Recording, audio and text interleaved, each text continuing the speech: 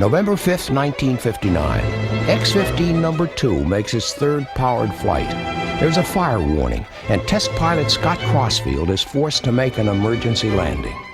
With the extra weight of unburned fuel and a hard emergency touchdown, the back of the X-15 breaks. Crossfield is okay. It's one of many close calls in an extraordinary program that will take man higher and faster than ever before.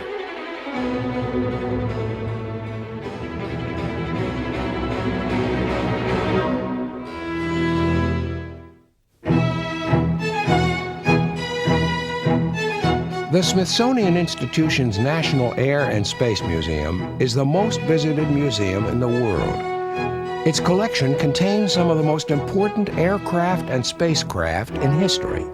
Craft that were designed, built, and flown by men and women who have expanded the frontiers of flight.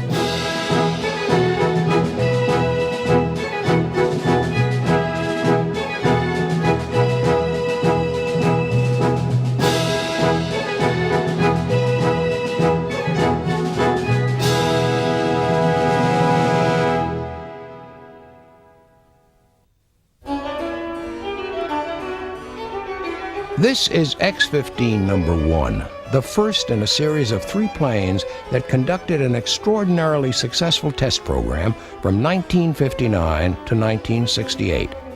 The X-15 had 2 main objectives. It was designed to fly more than 4 times the speed of sound and climb so high that it would leave the atmosphere and enter space. The speed it would reach would generate enormously high temperatures, and the skin of all 3 planes in the series was made from a substance called Inconel X, able to withstand temperatures up to 1600 degrees Fahrenheit. Control surfaces would need to be enormously powerful. For flight outside the atmosphere, it had a set of reaction controls, using small jets to change the position of the plane out in space.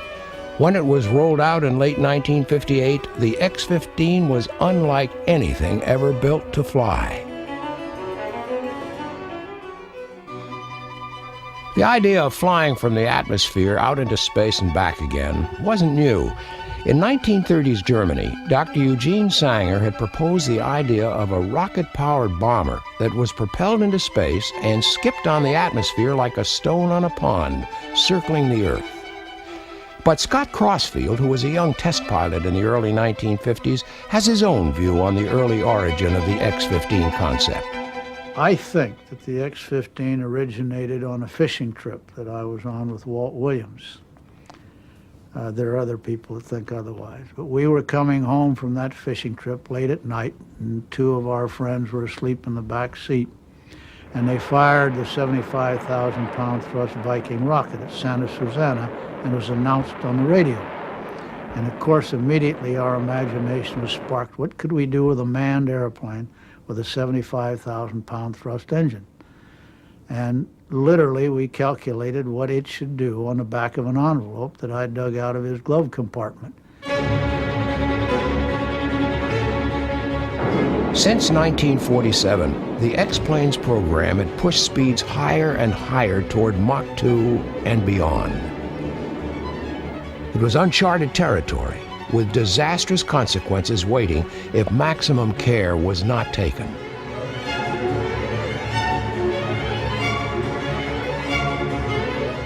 Everything we did in Research Airplane program was kind of on the ragged edge of new knowledge, whether it be the configuration or the altitudes or the speeds and that sort of thing. That was the purpose of it, to learn or experience these things that we thought we knew professionally.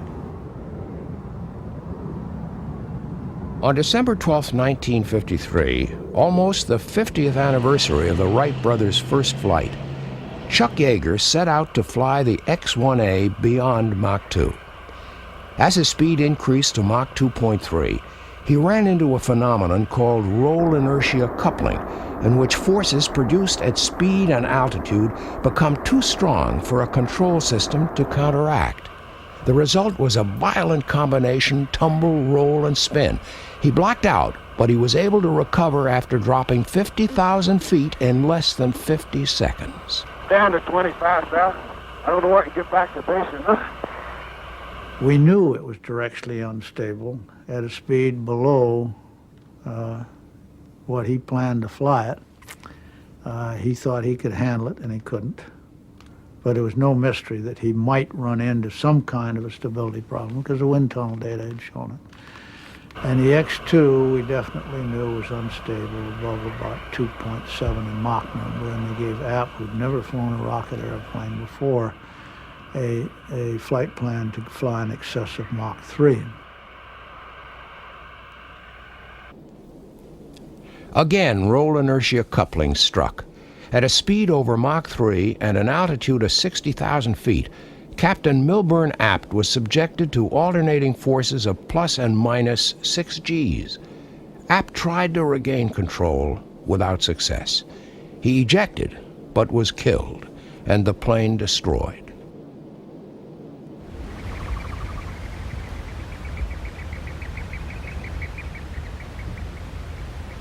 The X-15 was going to tackle much higher speeds and altitudes than either the X-1A or the X-2. Its control system would need to be powerful enough to overcome inertia coupling and whatever else lay in wait. So on the X-15, we decided that it would be inherently stable over the entire aerodynamic flight range, up to Mach 6. And that took that large vertical tail on the airplane. A typical X-15 altitude mission was planned to go like this. A B-52 carrying the X-15 would leave Edwards Air Force Base and fly to the top of what was known as X-15 High Range at Wendover, Utah. The most sophisticated available electronics would monitor the X-15's ballistic trajectory. On return to the atmosphere, the X-15's outer skin would heat up, particularly on the nose and the front edges of the wings and tail. The concept fascinated Scott Crossfield not just as a test pilot, but as an aeronautical engineer. I was determined that I was going to get involved in building and designing that airplane so that we no longer would have to have them all laid over cost and under performance. That this was my personal goal. And so I left the NACA and went to work for North American. NACA had a major role in the development of the X-15. The Langley facility in Virginia was the major center of wind tunnel study, and its highly sophisticated equipment was used to the limit by the X-15 project. The X-15 would be an enormous leap in design. North American could not make that leap in complete darkness. Materials had to be tested for their ability to withstand extreme temperatures. Very few would qualify. It wasn't enough to test the airflow over the X-15 alone. North America needed to know how to best mate it with the B-52 launch airplane, and the flight characteristics of the pre-launch and launch phases were thoroughly tested in the wind tunnel.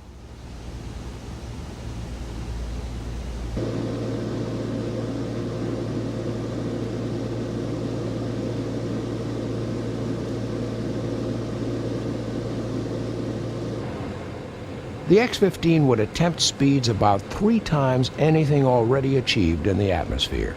Langley's hypersonic tunnel was challenged to the limit. A large-scale radio control model was used for drop tests in natural air conditions. It was carried up in a helicopter. When the model was dropped, its controlled descent was monitored and analyzed. But flying qualities were not the only problem. A major problem number one was to develop a throttleable rocket engine, so we didn't have just a one-shot missile kind of an operation. With the other airplanes, we had 4 barrels, so we at least had 4 steps in thrust. The engine plan for the X-15 was the XLR-99 from the Reaction Motors division of Thiokol. It was a development of the Viking rocket engine Scott Crossfield had been inspired by on his fishing trip. It would produce 57,000 pounds of thrust and be fully throttleable. Making an engine that big that could be throttled was something that hadn't really been done before. When you throttle an engine that is cooled by the fuel, the flow of fuel gets decreased and the heat input gets decreased, but not quite as rapidly. So they had trouble throttling it over an appropriate range and still keep it cooled properly. Just days after the X-15's construction began, Russia launched the first man-made satellite, Sputnik 1.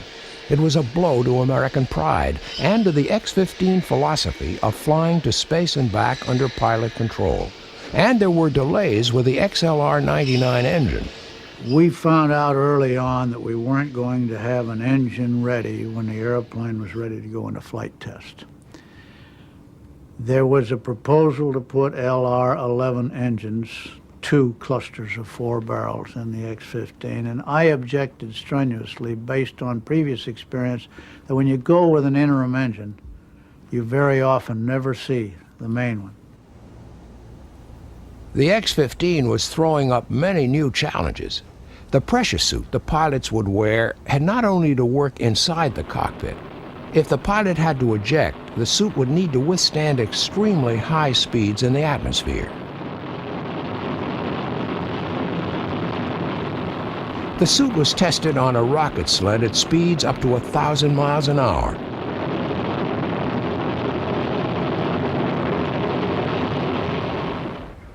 People made a problem of the safety and the escape capability. That became a major problem in the development of the airplane. Some people wanted to put capsules in it, which the airplane we never would have accomplished. In fact, most of the capsules we've ever made are just used as a way to commit suicide to keep from getting killed, in my way of thinking, you know.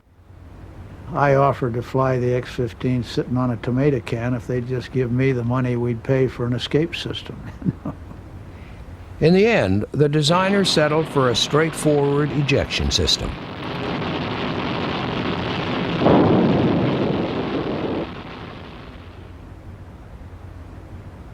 When the parachute opened, the pilot was pulled free of the seat assembly.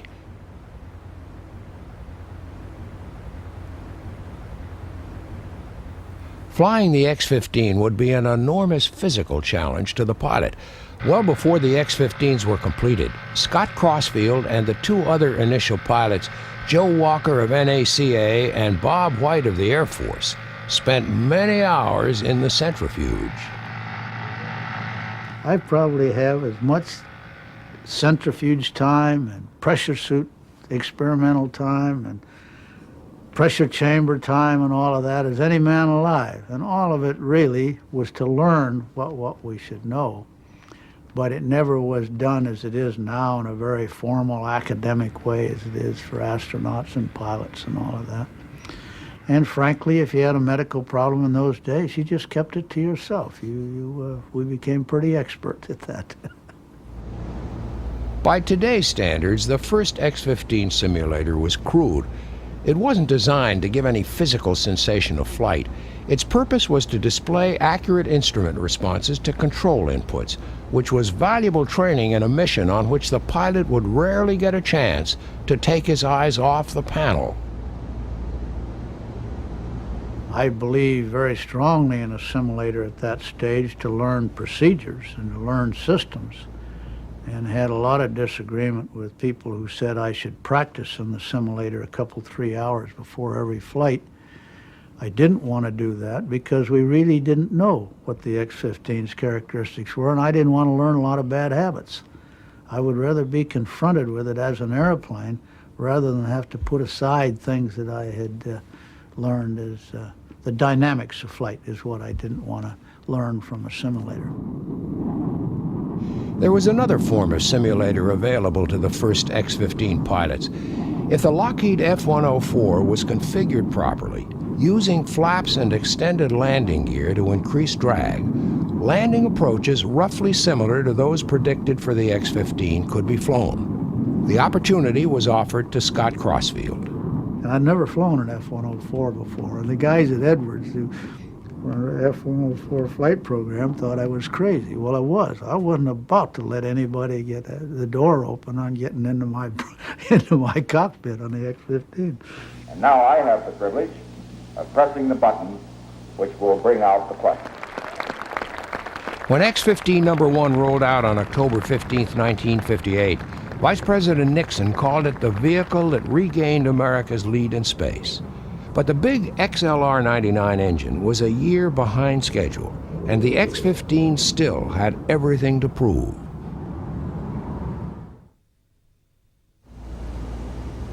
Although the X-15 had still not flown, the U.S. Air Force already had approval for the next phase of the piloted conquest of space.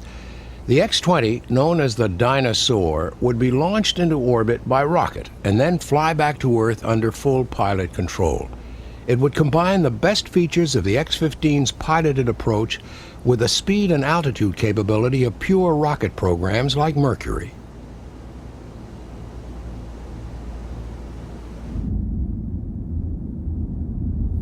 In the summer of 1958, Congress had passed the Space Act, and just 2 weeks before the rollout of the first X-15, the old National Advisory Committee on Aeronautics, NACA, had been replaced by a new body, the National Aeronautics and Space Administration.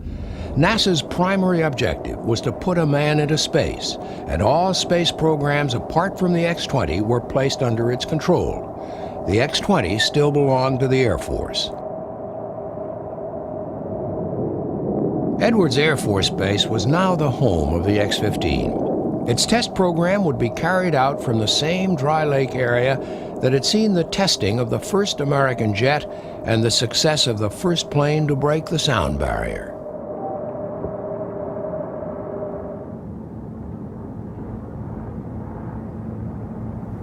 The buildings that formed the base for the X-15 program still stand at Edwards, just to the north of the main base. The bunkers in which engineers and crew sheltered during static engine tests are still there, and so are the rigs in which the X-15 was secured.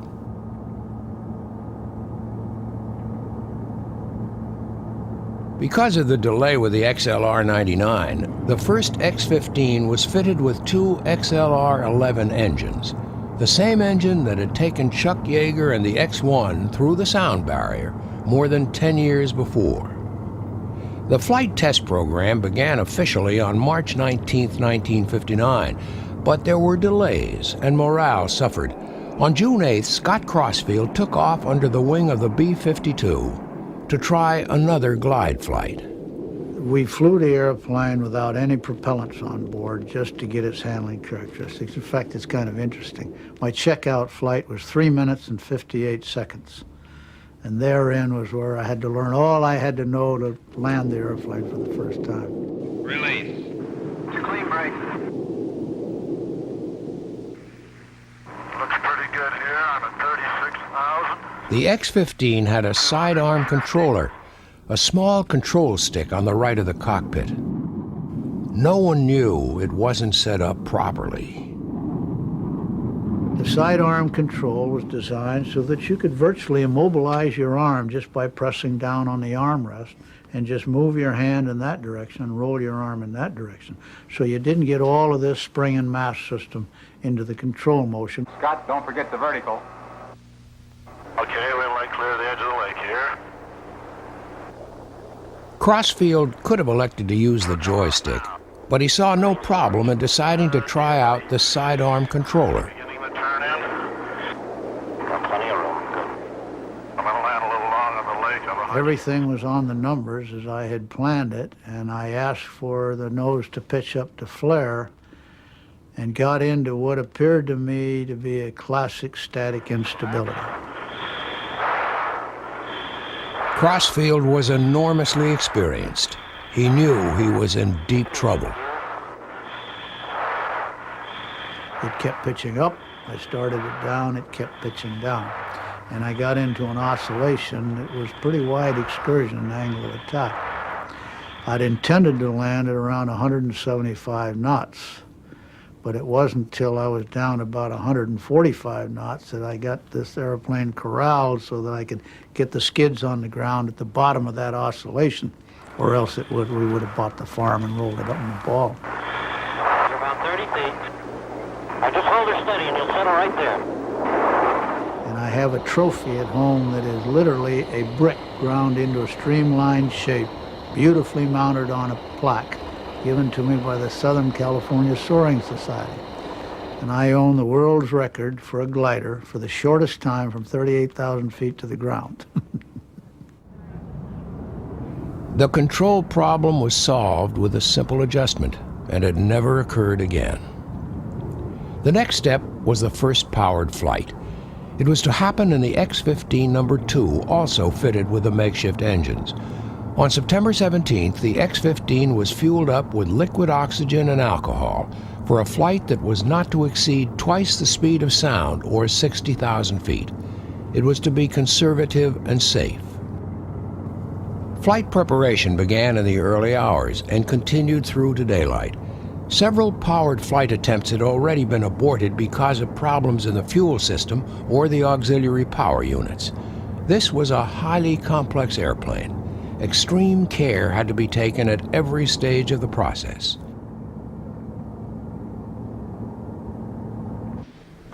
The morning was cold and damp. The strain of delays and aborted flights was felt by everybody in the crew.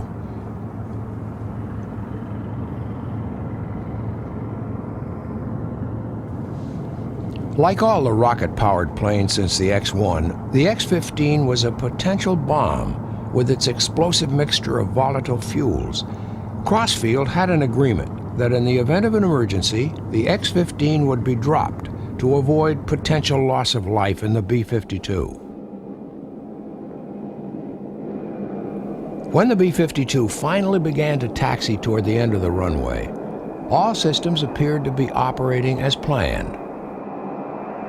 Hydraulic temperature, Scott? -2, and holding since we passed the tower. Chase planes were a crucial factor in the safety of experimental flights. Joe Walker was a NASA test pilot, and Major Bob White represented the Air Force. Both were designated X-15 pilots who would take over when North American fulfilled its test contract. The X-15 would be more thoroughly monitored in flight than any other airplane in history. All available technology was utilized to track every action of plane and pilot.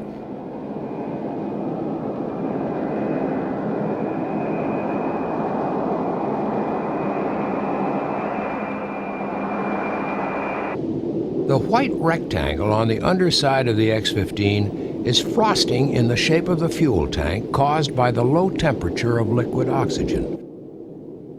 Inside the B-52, the X-15 is carefully watched as the countdown continues. Every aspect of the plane's operation must be checked before launch. Fuse coming on now. Number 1 first. Number 2 on now.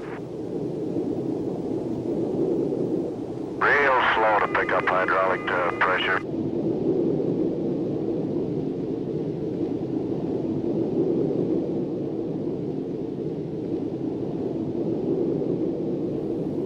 The X-15 is dropped. Crossfield fires the XLR-11 engines. He ignites all 8 chambers. The X-15 is under power for the first time. Got 8 of them going. Roger. Heading uphill at 33,000 feet. Roger. Looks good across the board. And I'm on number 1 and climbing through The 35. first powered flight went well. Of course, I knew those engines very well, and I knew what to anticipate from them and how to make them go. I must have over 100 flights with that LR-4 to 11 engines. The second flight went well. The third flight, a problem that had been lurking in that engine for 30 years showed up. And it was just, it just took a coincidence of a fraction of a second in things not sequencing properly. And it blew the back end out of the airplane, and that's when I put it on Rosamond.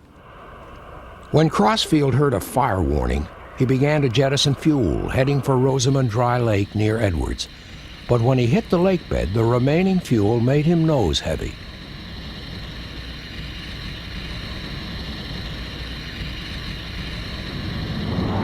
The airplane broke just exactly at the loads that it should break, and it was due to a nose wheel problem. on that flight. So there was 2 separate failures that day, one in the engine and one in braking in 2. The back of the plane was completely broken, but within 3 months it would be flying again.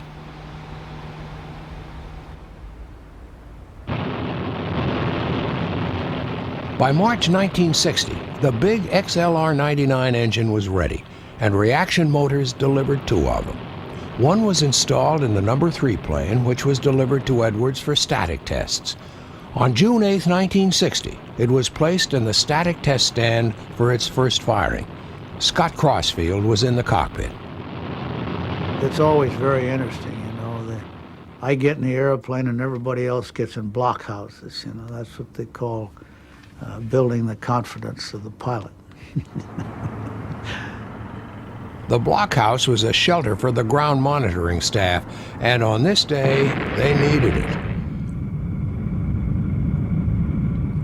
Well, I've always said it's the biggest bang I'd ever heard, and it blew the center part of the airplane, not the center, the cockpit and the instrument bay, forward about maybe 20 feet. And we calculated probably it's about 150 Gs. And I got a sore neck out of it, and I do believe that's what happened to my eyes, because it was some 2 or 3 months later I began having difficulty seeing it at night, you know, when your eyes are dilated. It wasn't the fault of the engine. A pressure relief valve failure had caused the liquid oxygen tank to explode. The only effect on Crossfield was the change in his eyesight.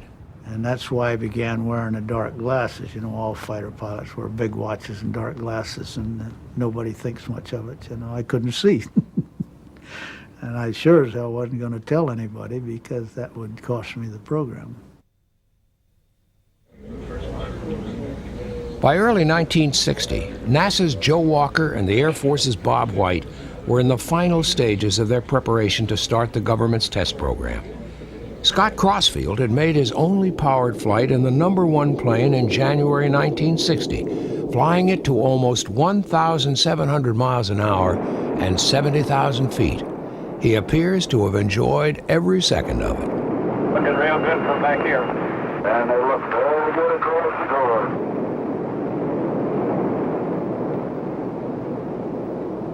Back in the saddle again.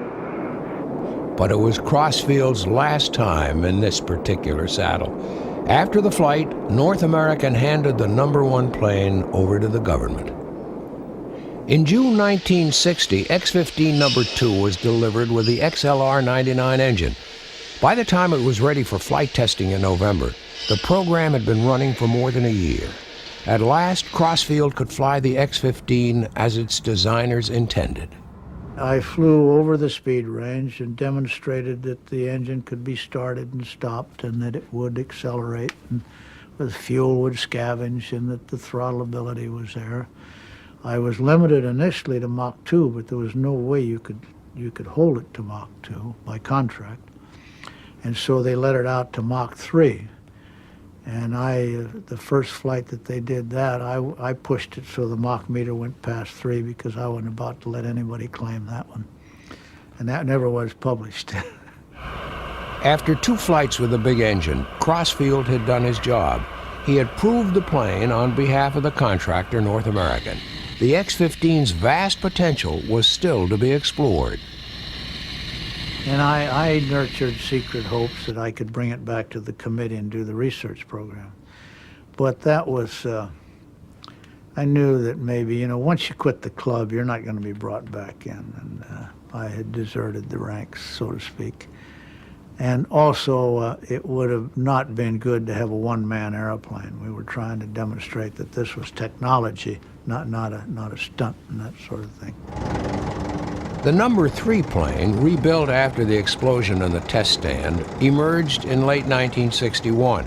It was designed to specialize in high-altitude flights and featured a control system that automatically transitioned for flight inside and outside the atmosphere.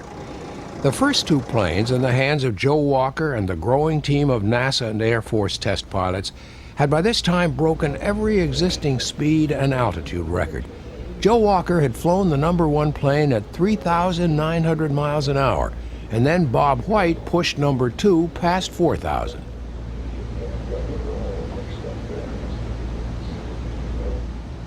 On April 30th, 1962, Joe Walker took the number 1 plane to an altitude of just under 250,000 feet. The number 3 plane, with its self-adaptive flight control system, was capable of going higher still, right to outer space. On the 17th of July, 1962, the B-52 took off with Major Bob White in the cockpit of the X-15 number 3. In June, he had equaled Joe Walker's altitude record. Today, he was making man's first attempt to fly into space and back.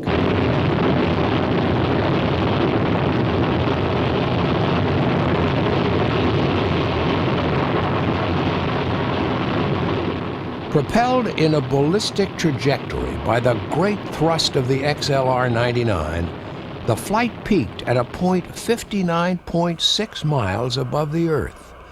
The X-15 was in outer space.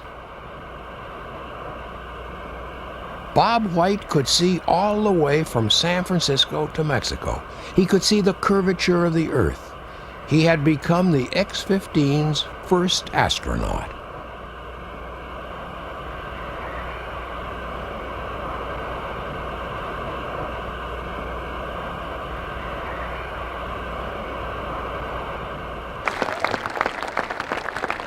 The next day at a White House ceremony, Bob White, Joe Walker, and Scott Crossfield were presented with American aviation's most prestigious award, the Collier Trophy. It was presented by President John F. Kennedy.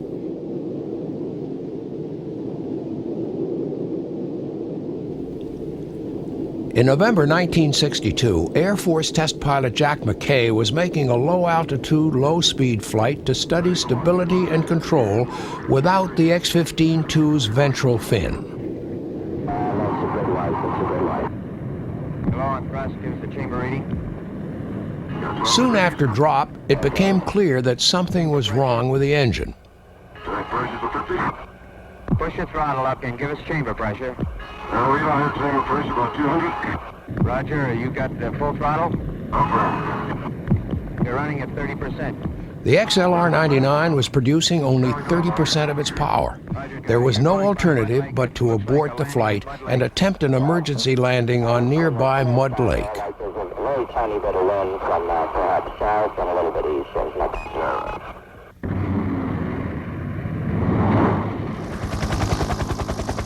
McKay was badly injured but alive. It took 4 hours to get him out of the cockpit, but he would recover to fly the X-15 again. There were now several new test pilots on the program. Before any of them took their place in the cockpit of an X-15, they went through rigorous preparation. The simulator was now much more sophisticated than the one Scott Crossfield had used, and for new pilot Milt Thompson, it was a satisfying and accurate representation of what to expect from the real thing.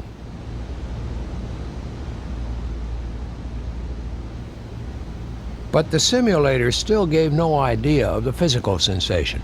However thorough the preparation, the prospect of a real flight in an X-15 was daunting. You knew you were going to be on the ground within 8 to 10 minutes, one way or the other. You were either going to have made a successful landing or come down on a parachute or made a smoking hole, one or the other. Milt Thompson made his first flight in October 1963. In spite of simulator training, the performance surprised him. You just try to keep up, you know, it's happening so fast. The whole flight depends on how well you perform in the first 82 seconds, because that's how long the engine burns. And so the success of the mission is established right there, and you're just trying like hell to keep up. For new pilot Joe Engle, there were some unexpected flight characteristics. As the airplane would heat up, and as you got to that point where dynamic pressure was getting very high and the airplane was getting very, very sensitive, and you could tell it was just like milking a nervous mouse. You just didn't want to make any motions that you really didn't have to at all. This nearly quarter-inch steel on the side would oil can, just like a can does when you set it out on your driveway in the sun, and it would go wham. And I know Bob Brushworth told me and warned me about it, ahead of the flight, that he knew that I was going to go into that flight regime, that speed envelope. And even knowing it was going to happen, every time that it happened, it was it really gets your attention. The thing that you tried to do was to keep the aircraft attitude fairly constant, other than what you needed to change to accomplish the mission for that flight. You didn't want to get the airplane moving in any axis other than the one that you were primarily concerned with, because once you got some rate started, the rate would continue until you stopped it again. In other words, as you go over the top, you may have a minus 5 degree pitch attitude, a left 5 degrees, and a right 5 degree roll, whatever the attitude requirements are, and you must maintain those while the experiment does its thing. Then after the experiment is over, then you go back to normal and coordinated flight and set up for a re-entry and make the re-entry in a glide back to Edwards in a normal landing. Coming up on 20,000 now. Okay, I know you've done it, but check your flaps and circuit breakers. Roger. Done. Ready to go pressurize? Pressurized. You're in good shape. Flaps. Not every flight was a record flight, and obviously there was an awful lot of just very good, solid engineering and aerodynamic and aerothermodynamic data that was retrieved from the X-15 program.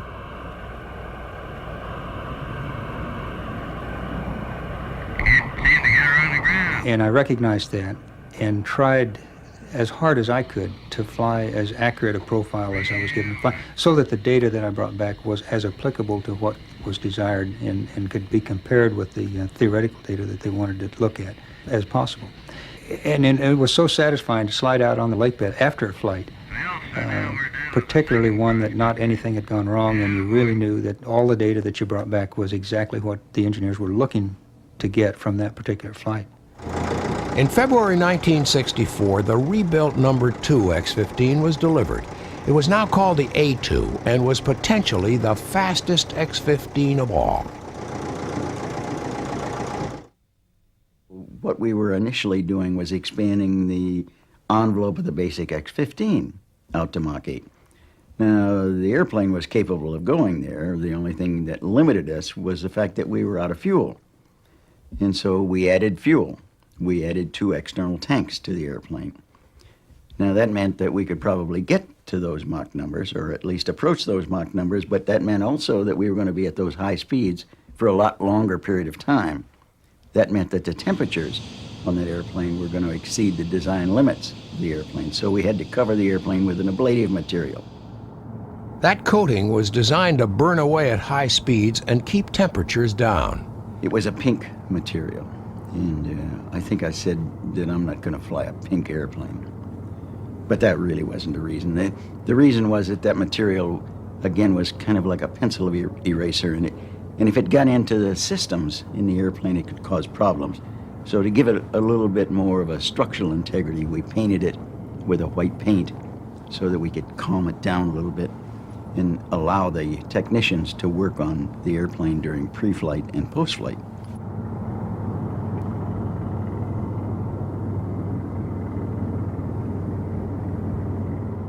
There was another peculiarity that was associated with that material, that as you got to the high-speed portion of the flight, that material ablated, charred, emitted gases, whatever it did, but whatever it did, that material came back and stuck on the windows, and it made the windows opaque. So that meant that as we went out to the high Mach numbers, then I wouldn't have any visibility when I came back to land. So we corrected that. We put an eyelid on the left window, and so for launch I had the right window to look out of.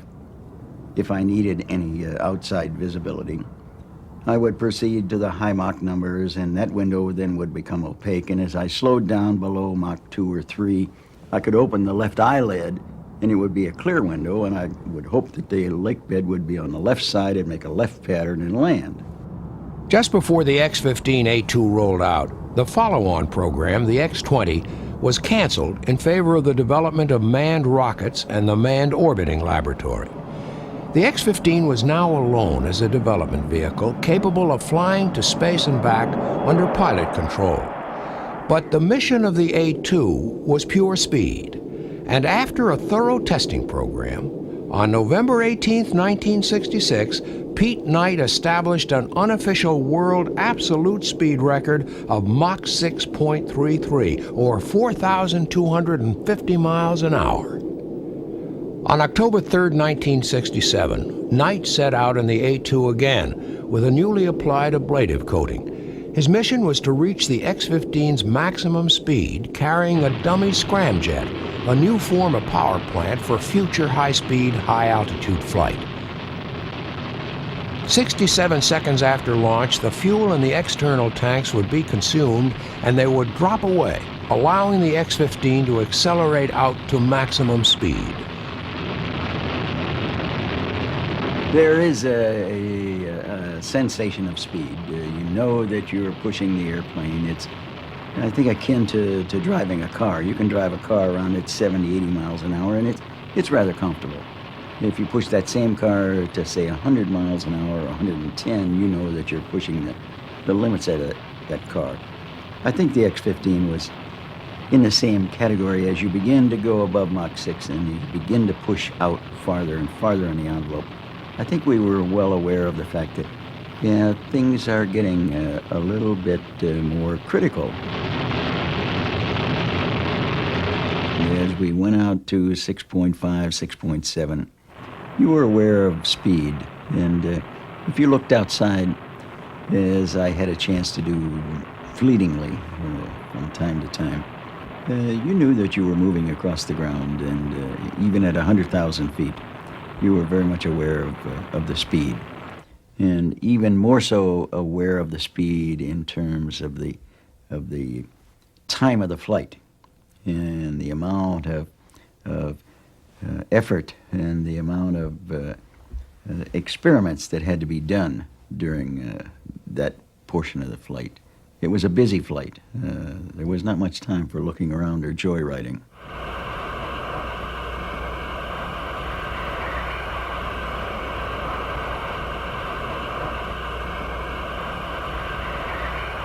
Pete Knight had reached a speed of Mach 6.7, 4,520 miles an hour, an unofficial absolute speed record for winged aircraft in the atmosphere. But as he brought the X-15A2 in for a landing, he had no idea it had flown for the last time. Everything worked well as far as I could see, but when I got back down on the lake bed, normally everybody comes to the front of the airplane, congratulates me on a flight, and helps me get out of the airplane. This time that didn't happen. Everybody went to the back of the airplane, and I said, there's something wrong. So I got out of the airplane, went around and looked at the back end of the airplane, and the scramjet had burnt off. The lower ventral had sustained considerable damage due to high temperatures. It was like you took a blowtorch into the lower ventral, and it melted the material away, got up into the engine bay, cut some of the stainless steel lines so that I was unable to jettison the remaining fuel after I got back. And so it was a heavyweight landing. I knew that. And also the flaps didn't work because heat got up into the flap motors. And so there were some of those things that we would have had to work out for the next flight. But we knew what the problems were. We knew why it happened. And we felt very confident that we could have corrected those problems and we could have continued on our build-up program out to Mach 8 or VMAX, whatever the final Mach number would be. But it was not to happen. The cost of restoring the plane to flying condition was beyond the program's budget. The A-2 retired to the Air Force Museum in Dayton. The last A-2 flight was number 188 in the program. 200 were planned. The other two airplanes continued to fly. On November 15, 1967, test pilot Mike Adams took off for a routine altitude mission in the number 3 plane.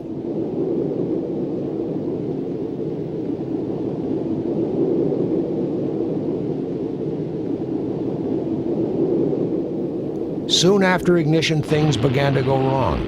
An electrical disturbance interrupted communication and caused damage to the adaptive flight control system. This was no major problem at low altitudes, but just before engine shutdown, the continuing electrical disturbance caused a problem with the flight computer. The instruments began to show faulty information. Adams tried to follow the flight plan and thought he was doing it, but the ground control crew monitoring the flight began to realize the maneuvers the plane was going through were wrong. Problems began to accumulate, and confusion about what was actually happening in the plane caused mounting concern in the control room. Then Adams reported he was in a spin, something unknown in the X-15. He tried everything possible to recover. As Mike re-entered the atmosphere and as the airplane recovered from the spin, the gains in the control system were locked up at 100%, and they did not function from then on. So as he began to get deeper and deeper into the atmosphere, and the Q, or the density of the air, began to increase, the gains were much too high. The motions of the plane became more and more violent, and the X-15 began to experience extreme G-forces. There was nothing the ground crew could do to help Mike Adams solve the situation. Just prior to breakup, it went through about 1.5 to 2 cycles at plus or minus somewhere above 18 Gs in pitch, and probably plus or minus 8 or 9 Gs laterally. And that's what broke up the airplane, and he never had a chance once that started.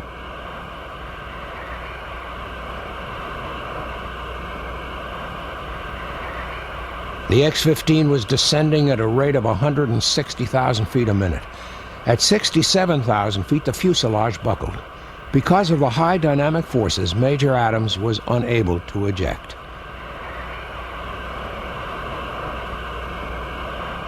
I think the feeling is that he had vertigo so bad that he never knew what the displays were telling him, and every time he made an input, the display moved in the right direction, but the airplane was not doing what he thought it was doing. X-15 number 3 broke up in the air. Major Mike Adams was killed. The number 1 plane was now left to finish the X-15 program alone. On October 24, 1968, Bill Dana made the last flight. It's been called one of the most successful research airplane programs that we ever conducted. And I still believe that, 30 years later, it's still probably the most impressive program that we've done. I think it was one of the most successful research airplanes that the Air Force and NASA ever put together and ever had a cooperative effort in flying. The data that will come out of that airplane and that program will be used for years and years. I personally would rank very, very high the development of the flight control system to fly exo-atmospheric and then transition back into the atmosphere as one of the really great achievements that the X-15 did. If we had continued with the orbital X-15, it would have been the research airplane's natural step right on up the line, and we would not be worrying about space stations today. They would be up there. And a facile way to get to that space station and back would have evolved out of the orbital X-15, and out of its scramjet program would have come a whole new generation of advanced propulsion systems, which would have had a tremendous impact on history.